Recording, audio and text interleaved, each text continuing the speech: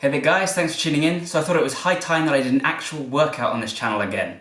And so today I'm going to be showing you a pecs routine that you can do entirely with one exercise, that being the press up.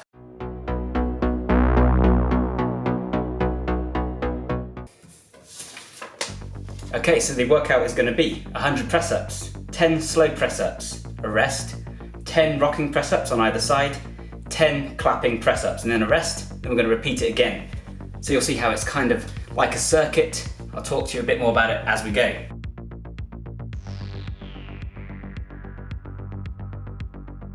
So the point of this video is for me to show you a workout that you can hopefully use yourself and it'll be useful as a way to train your pecs. However, it's also to teach you 3 principles or concepts that I found really useful in my training and that hopefully you can apply to other workouts yourself as well.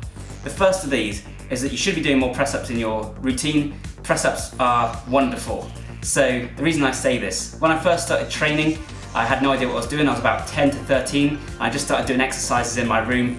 I had no equipment except a pair of very light dumbbells, so 99% of what I was doing was press-ups. I just did tons and tons of press-ups. I did them really fast on the floor. And I saw progress, and I really enjoyed having a toned physique, and being at school quite strong is cool for a kid. So I stuck at it, and that's part of the reason that I'm still working out today. But as I got older, I started to integrate more and more different ideas and actual concepts, and I started to learn about how to train correctly. I joined a gym, etc.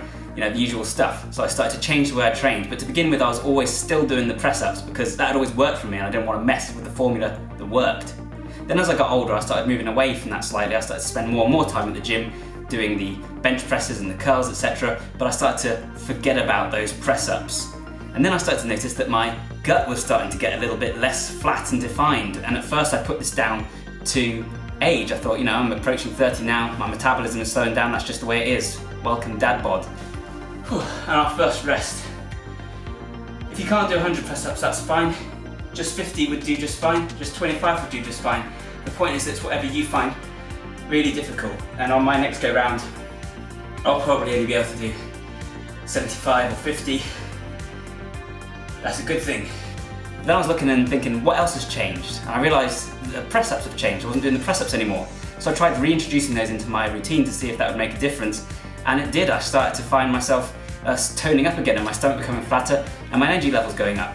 So what is it about press-ups that makes them so useful? Well, there's a couple of things. Firstly, press-ups train the transverse abdomini. That's the ring of muscle around your stomach area that supports your organs. It keeps your stomach pulled in. It also supports your spine when you're doing heavy lifting.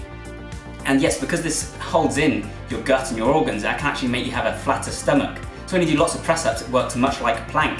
You're training that core, you're holding yourself steady, flat like so, and so you're training the transverse abdomini and your stomach gets flatter and more toned. And if you are not doing anything to train the transverse abdomini, then you might notice that press-ups makes a really big difference. The other reason that press-ups made a really big difference to me is because the way I was training them was just really, really fast. When I was younger, I'd just do 100 or 200 because it was cool with terrible technique. But what this meant was I was actually doing a form of concurrent training or resistance cardio. So I was doing a form of cardio because I was doing long enough exercise that I was using my aerobic system, but it was also a form of resistance training because I was pushing my own body weight. So it was concurrent training, resistance cardio. And that's actually one of the best ways you can burn fat and tone up, because you're using a lot more energy to keep going like that than you would be if you were just doing cardio. It's like running on a treadmill that's on an incline, or it's like running through water or in sand, or it's like punching against cables that are holding you back. So anything like this can be a really good way to burn more calories than you normally are. It would have been a lot easier if I wasn't in socks.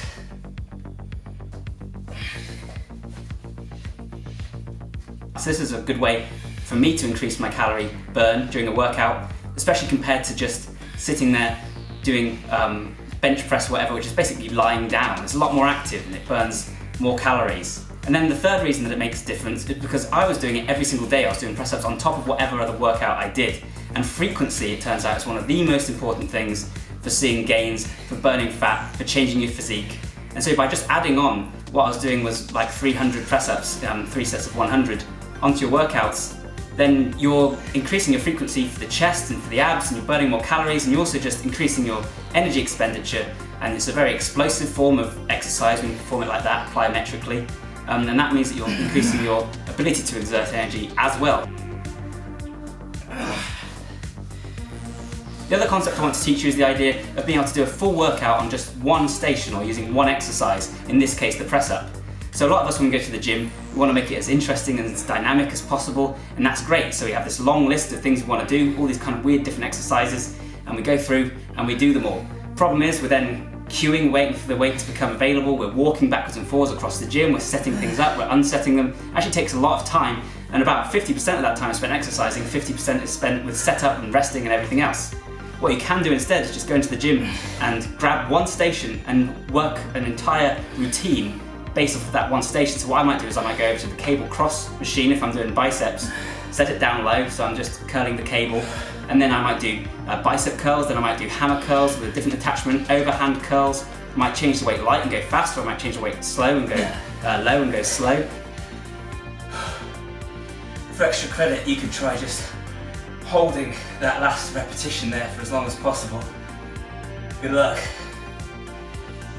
If you find that you get to 80, or if you're doing 50, if you get to 40 and you can't do any more, then one way you can carry on is a form of mechanical drop set. Drop onto your knees and do press-ups on your knees. And I combine all this into a single workout, and actually that is enough variation, and you're also just really hitting those biceps with very little break in between. You can get a great workout just from one station. So here I'm going to show you how you can get a great workout just from press-ups, and that's a really useful exercise to be able to build a whole chest workout out of, because it's an exercise you can do anywhere and it's an incredibly convenient exercise. So if you can get a whole chest workout just from this, then you can train anywhere without having to set up loads of equipment, etc.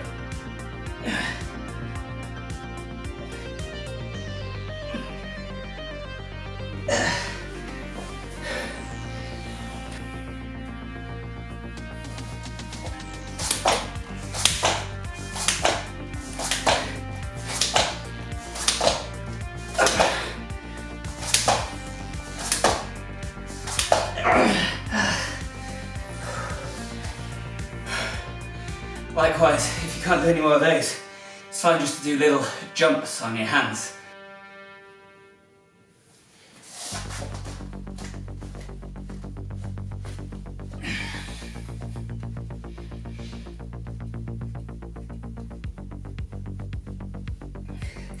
I actually think that press-ups are one of 3 exercises you need to train your entire body using just bodyweight training, the others being pull-ups and bodyweight squats. So I might look at workouts you can do using those later.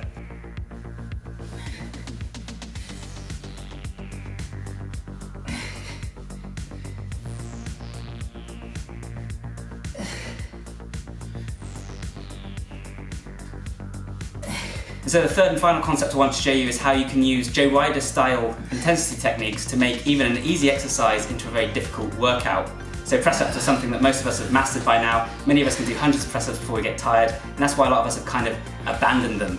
But the reality is that if you are more creative about how you use your exercises and how you include those different variations, you can make even an easy exercise into a difficult workout. So we're doing things like we're changing the tempo, or we're slightly changing the order, or we're not having the break where we normally would do. And you'll see how even doing really high repetitions quickly, like 100 or 200, is a kind of flush set or it's a burn set. It's a great way to build up metabolic stress. So basically, I'm going to show you how you can make a great workout out of something very simple.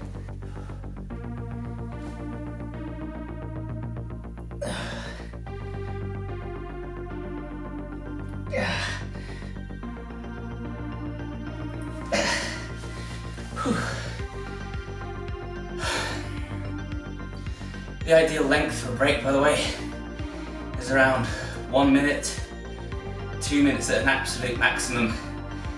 Depends on how intense you want to make the workout, how hard you're finding it, etc.